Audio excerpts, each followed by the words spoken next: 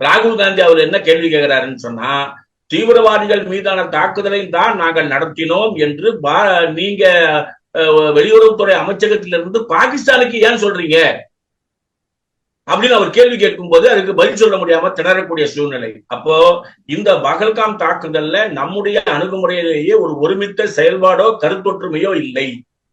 இந்த சூழலில் இந்த தீவிரவாதத்தை வெளிநாடுகளுக்கு போய் அந்த ஒடுக்குமுறையை நாங்கள் எப்படி செய்ய போறோம் என்று சொல்லுவதில் திடீர் என்று ஒரு அட்மினிஸ்ட்ரேட்டிவ் ஆக்ஷன் அரசாங்கமா எடுக்கக்கூடிய முடிவு எந்த கட்சியும் வரவேற்காது.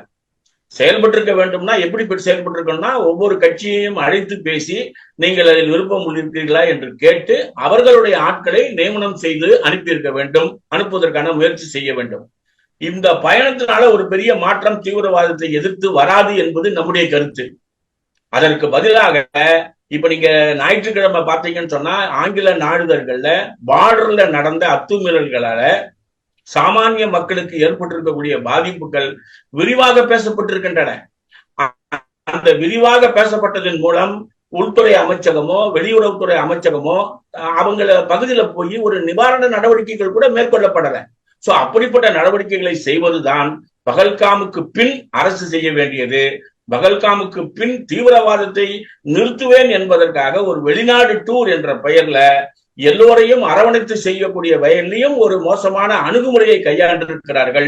இந்த அணுகுமுறை எல்லா கட்சிகளிடையே ஒரு ஒற்றுமையை உருவாக்காது.